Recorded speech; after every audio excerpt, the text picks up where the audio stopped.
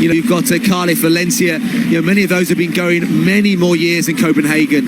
But Copenhagen, the fact that it's had world records, the fact that it's sold out, and honestly, it is one of the best cities in the world to come and run, come and enjoy.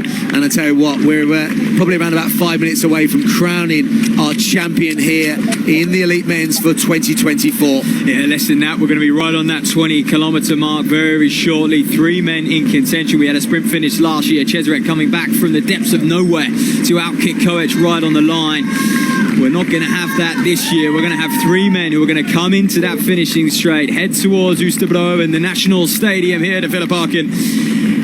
What a battle. The finishing straight, by the way, half a mile or so long. So let's catch this 20-kilometre split. That course record 58.01. We seriously hope that they can beat that. The course has changed over the years. It's been tweaked just to account for the masses and the popularity of this event. Ed Cesarek back in 6th place, so adrift by a minute at that point. So that would have grown, I would have thought, over this last 5 kilometres as we're waiting for the official split. It is fast here in Copenhagen. There it is, 20 kilometres on the screen, 55.12. That's 58.18 tempo, so they're going to need to really rally this final kilometre if we're going to see a course record. And they're looking around at each other. No one wants to move, do they? Not yet, not at this stage. I think they're going to save it. I mean, Kiplimo will be saving it for those very, very final few hundred metres. How long can you leave it? Yeah, it's going to be very quick, and obviously the event record 58.01. Jeffrey Kimura, that was the world record at the time. Obviously the course has been subtly changed over the years to make it even faster, Matt. And now we are down to 3 athletes. Jacob Limo, the world record holder, on the left of the screen. He's come back from being dropped by about 10-15 metres, Matt. Sorry, next to him. Head leaning to the right now. Now fatigue is showing. Kiplimo looks good, Matt, doesn't he? He looks awfully good, James, at this stage. Look, 2 men came here that shared so much in common. Mastered their craft, Kiplimo and Jakob Ingebrigtsen. That's who he was hyped about. They're the same age, born in the same year. One of them faltered. 10 kilometres he dropped out. But this man, Kiplimo, is still in contention. He's quite the contrast to Jakob in many ways. Trained in the hills of Uganda, humble in the shadows, isn't he? Both backed by the same brand as well, who started it all. But he's going to have to go some here. Sarwe comes into this finishing straight, leading at this stage. But Kiplimo, I feel, James, is right where he wants to be as he pulls up alongside Sarwe, the world champion. Lasor's just dropped off now. He's trying to get back in contention.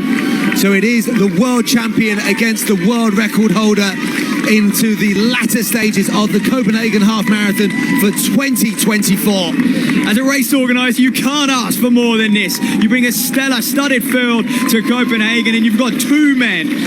Differences in them, you know, one's a track runner, one's a half marathon specialist. I'm saying that we've got the world record holder and the world champion here. But they're neck and neck coming into this final straight, James. They've opted to go down different routes, and that's all you need. That's poor from Kiplimo. He has not sighted that well, and who's at fault there? He should have gone with Sarwe down that left-hand channel. Sebastian Sarwe, the world champion. Looks like he's stolen the march here. Lesoy's not done. Lesoy's trying to come back. Jacob Kiplimo, look at that. There's the shot coming down towards the finishing line.